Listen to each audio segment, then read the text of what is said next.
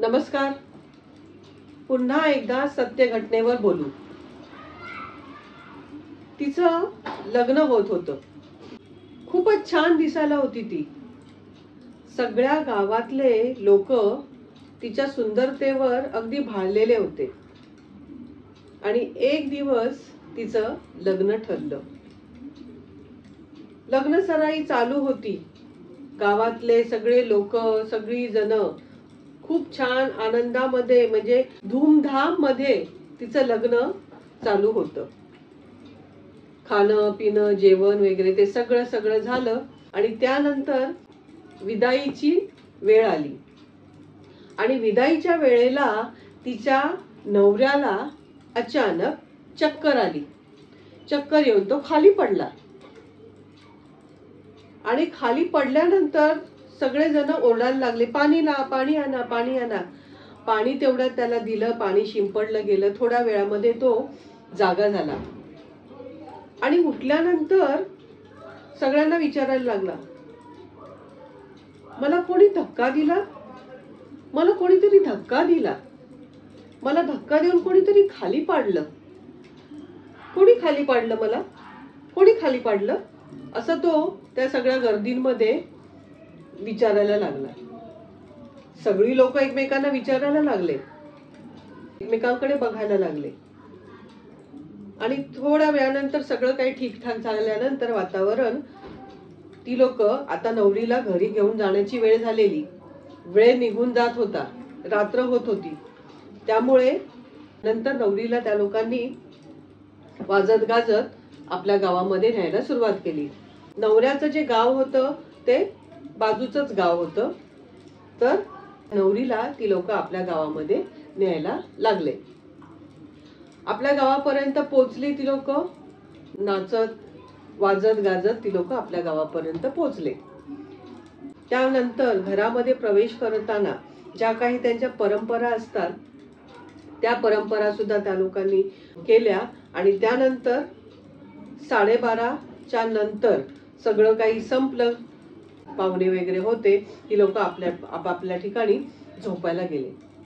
ही दोघं नवरा बायको सुद्धा आपल्या रूम मध्ये झोपायला गेले. आणि त्यानंतर थोड्या वेळातच तिच्या जवळ तो येऊन बसला.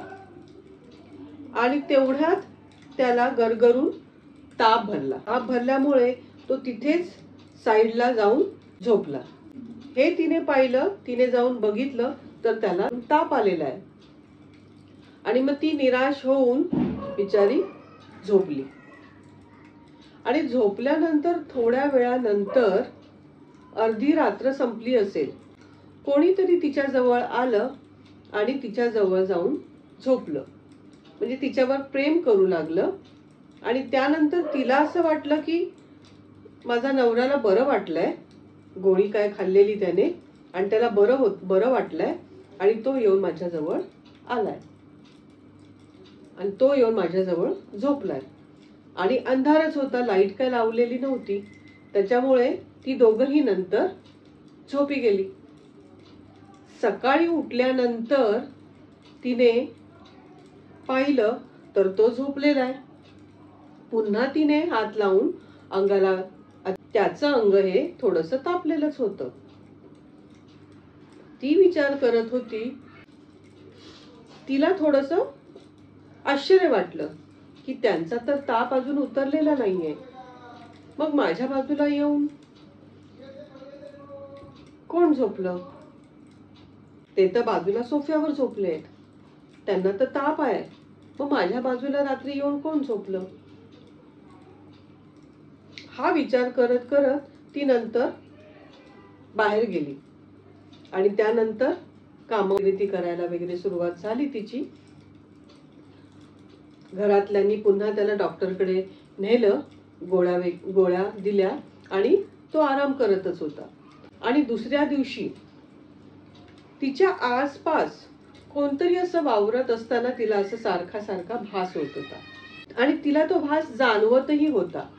आणि त्यानंतर संध्याकाळ झाली. डॉक्टरांची औषधं जी काय खायची होती तो रेग्युलर खात होता. एक दिवस गेला. संध्याकाळ झाली. रात्र झाली. त्यानंतर तो काही जाग्यावरून उठला नाही. त्याचा ताप पूर्णपणे गेलेला नव्हता, त्याच्यामुळे तो आरामच करत होता.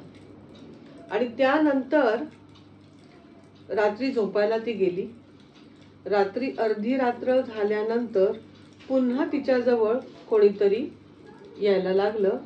पुन्हा कोणीतरी तिच्याजवळ आलं, तिच्यावर प्रेम करायला लागलं. आणि ती पुन्हा कन्फ्यूज झाली. तिला पुन्हा असं वाटलं की माझा नवरा आलाय, म्हणजे त्यांना बरं वाटलं असेल. त्याच्यामुळे तिने दोघंही एकत्र नंतर झोपी गेले. सकाळी उठल्यानंतर तिने पाहिलं ते पुन्हा सोफ्याच्या इथे झोपलेले आहेत. मग पुन्हा ती विचार करायला लागली की माझ्या बाजूला कोण आलेलं. असा प्रकारे हा पूर्ण आठवडा गेला. त्याला काय बरं वाटलं नाही त्याच्यामधून. त्याचा ताप काय उतरत नव्हता. त्याला दुसऱ्या डॉक्टरला दाखवलं. दुसऱ्या डॉक्टरांच्या गोळ्या खायला लागला तो, पण ताप काय त्याचा उतरत नव्हता. आणि काही दिवसानंतर तो अचानक गायब झाला. म्हणजे तो बाहेर कशासाठी तरी गेला आणि तो नंतर परत घरामध्ये आलाच नाही. आणि ही घटना घरामध्ये घडल्यामुळे सगळ्यांना एक शॉक बसलेला की एकतर लग्न झाल्या त्याला ताप चढला, ताप उतरत नव्हता, आणि आता तो गायब जो झाला आहे, काही कशासाठी तरी असाच बाहेर फिरत होता आणि गायब झालाय. म्हणजे तो कोणाला कुठे भेटलाच नाही. त्यांनी पोलीस कंप्लेंट केली, पण तो काही कोणाला भेटला नाही. आणि असेच दिवस गेले. सगळ्यांनी सगळीकडे शोधाशोध केली, पोलिसांनी शोधाशोध केली, पण तो काही कोणाला कुठे सापडला नाही. आणि अशाच प्रकारे दिवस पुढे गेले. नवरा मिसिंग झाल्यानंतर त्यांच्या घरामध्ये एक छान सुंदर दिसणारा एक मुलाने प्रवेश केला. त्याची नजर जेव्हा तिच्यावर पडल्यानंतर तिने जेव्हा त्याच्याकडे पाहिलं, म्हणजे ती पूर्णपणे त्याच्यावर भाळल्यासारखी झाली. त्याने जेव्हा तिच्याकडे पाहिलं त्यावेळी ती पूर्णपणे त्या चेहऱ्याकडे अट्रॅक्ट झाली. त्यानंतर प्रत्येक दिवशी तो तिला भेटायला यायचा आणि ती त्याच्याशी खूप छान चांगल्या प्रकारे बोलायची. पूर्णपणे अट्रॅक्शन तिला त्या मुलाचं वाटायला लागलं. तो जो मुलगा होता तो बाकी कोणाला दिसत नव्हता. हे तिला माहित नाही की तो बाकी कोणाला दिसतोय नाही दिसत आहे. पण तो जसा घरामध्ये प्रवेश करायचा तो डायरेक्ट तिला बघायचा आणि त्याच्यानंतर हळूहळू त्या दोघांचे संबंध व्हायला लागले.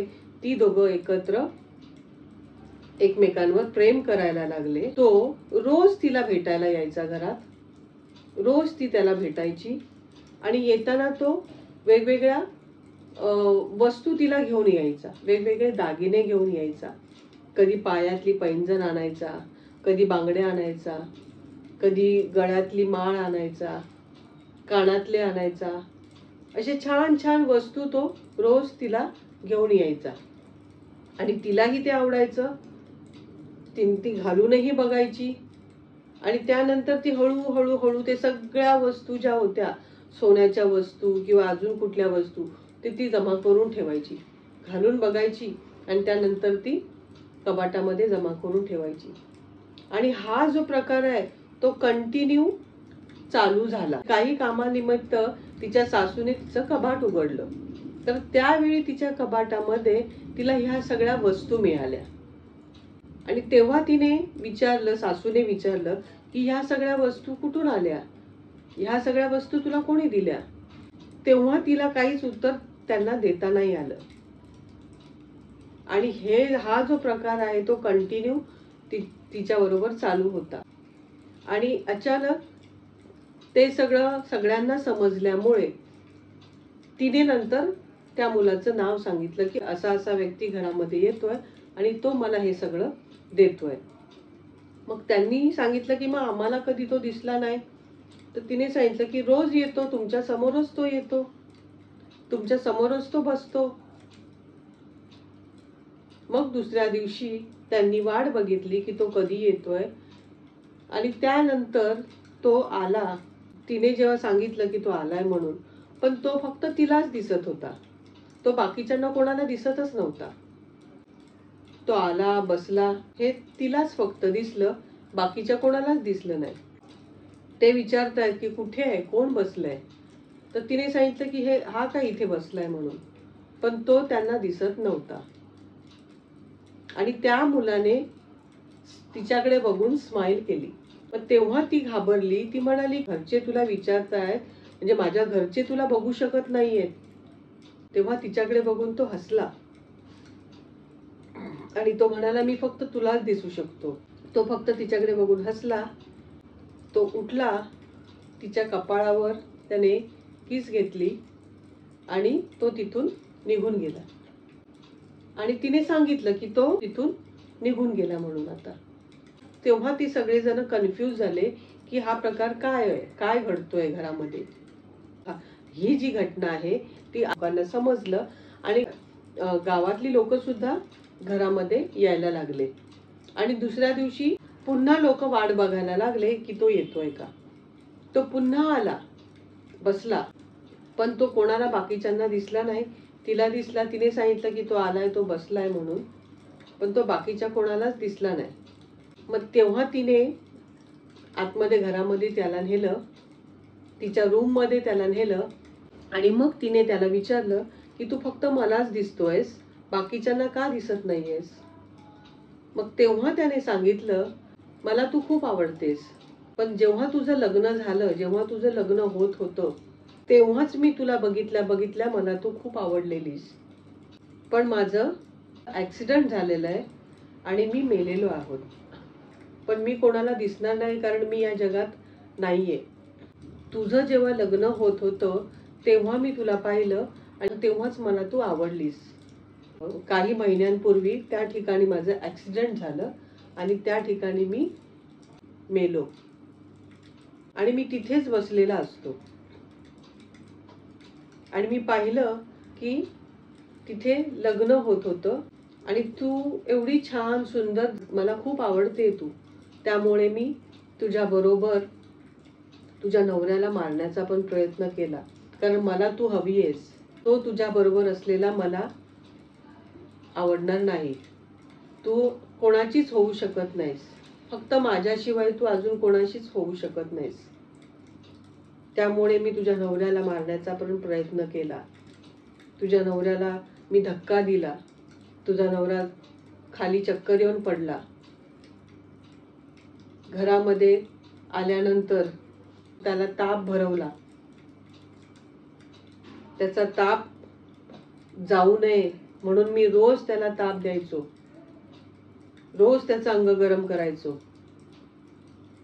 आणि काही दिवसानंतर त्याला मी गायब करून टाकलं. मग हे सगळं ऐकताना तिचा हात पाय थरथर कापत होते की मी कोणाशी बोलते, मी कोणावर प्रेम करत होती आणि त्या भूताने सुद्धा माझ्या बरोबर, रोज तो भूत माझ्यावर प्रेम करत होता, मी त्याच्यावर प्रेम करत होते आणि मी भूतावर प्रेम करत होते. हे तिला जेव्हा समजलं आणि ह्याला, माझ्या नवऱ्याला त्यानेच हे सगळं काही केलंय, माझ्या नवऱ्याला त्यानेच बाहेर घालवलंय, हे सगळं ऐकून तिचे हातपाय थरथर कापायला लागले. पण मग त्यावेळी त्याने सांगितलं की पण मी तुला सोडणार नाही, तू फक्त आणि फक्त माझीच, मी कोणाचीच तुला व्हायला देणार नाही. आणि हे ऐकल्यानंतर तर तिचं पूर्ण अंग गळालं, तिचे हातपाय थरथर कापायला लागले. मग तेव्हा तिला आठवायला लागलं की जेव्हा तो दागिने वगैरे मला द्यायचा आणून, तिच्या मैत्रिणीही तेव्हा तिला विचारायच्या की तुला हे कोण देतं, तुझ्याकडे ह्या वस्तू कशा काय आल्या, एवढ्या चांगल्या महाग महाग वस्तू कोण, तुझा नवरा तर नाहीये, मग ह्या महाग महाग वस्तू तुला कोण देत आहे. तेव्हा मी कोणाला नाही सांगितलं. गजरा वगैरे रोज आणून देणं, छान छान वस्तू आणून देणं. मग त्यावेळी त्याने सांगितलं की पण मी तुला सोडून जाणार नाही, मी हे घर सोडणार नाही, मी जर गेलो तर तुला मी घेऊन जाणार. आणि हे सगळं ऐकल्यानंतर तिचे हातपाय थरथर कापायला लागले. ती खूप घाबरायला लागली आणि पटकन ती तिथून बाहेर पडली आणि तिने घाबरून तिच्या सासू सासऱ्यांना हाक मारायला सुरुवात केली आणि तिने हे सगळं सांगितलं की तो आतमध्ये बसलेला आहे आणि त्याने असं सगळं जे काही त्याने सांगितलं ते सगळं तिने घरातल्यांना सांगितलं. घरातल्यांनी जाऊन परत रूममध्ये बघितलं तर तो तिथे नव्हता. तो तर त्यांना दिसत नव्हताच, पण तिने त्यांच्याबरोबर जेव्हा गेली तेव्हा तो तिथे नव्हता. पण तो रोज तिथे यायचा, रोज तिच्यावर प्रेम करायचा आणि ती त्याच्यामध्ये काहीच करू शकत नव्हती. ती स्वतःला, तो एक भूत आहे, त्याच्यामुळे ती स्वतःला काहीच रोखू शकत नव्हती. आणि अखेर हाच प्रकार कंटिन्यू चालू राहिला, कारण घरातल्यांना सुद्धा समजत नव्हतं की आपण आता काय करायचं, कोणाला बोलवायचं. ती लोकांनी त्यांनी कोणाला मांत्रिकाला ह्याला त्याला घरामध्ये खूप जणांना बोलवलं की आमच्या घरामध्ये असं असं आहे तर ते घालवा. खूप खूप जण आले, पण ते काही त्या लोकांनी घालवायचा प्रयत्न केला पण तो काही गेला नाही. काही दिवसांनी ह्या मांत्रिकांनी काही उपाय त्याच्यावर काही झाले नाही आणि काही दिवसांनंतर ह्या सगळ्या लोकांना घरामध्ये त्यांना तिचा फॅनला लटकलेला मृतदेह मिळाला. शेवटी त्याला जी आवडत होती तिला त्याने घेऊन गेला. ही घटना त्या गावामध्ये सगळ्यांना हळहळ करणारी होती. यामध्ये कोणीच काही करू शकलं नाही. ही घटना वाराणसीमध्ये घडलेली. जवळच्याच व्यक्तीने मला ही सांगितली. यावर कोणाचा कदाचित विश्वासही बसणार नाही, अशा प्रकारची जी घटना होती. पण खूप वर्ष झाले या घटनेला, जवळजवळ 20-25 वर्ष झाली असतील या घटनेला. कोणाचा विश्वास बसणार नाही, पण त्यांच्याबरोबर घडली त्यांनी सांगितलेली आहे. ज्या गावामध्ये घडली, ज्यांच्याबरोबर घडली त्यांनी ही घटना सांगितलेली आहे, त्यामुळे मान्य करावी लागली. तर ही घटना तुम्हाला कशी वाटली सांगा. मला जर काही प्रश्न विचारायचे असतील कमेंट्समध्ये तर तेही विचारा. ही घटना जर तुम्हाला आवडली असेल तर लाईक करा, चॅनलला सबस्क्राईब करा. पुन्हा भेटू नवीन सत्य घटनेवर. आतासाठी धन्यवाद.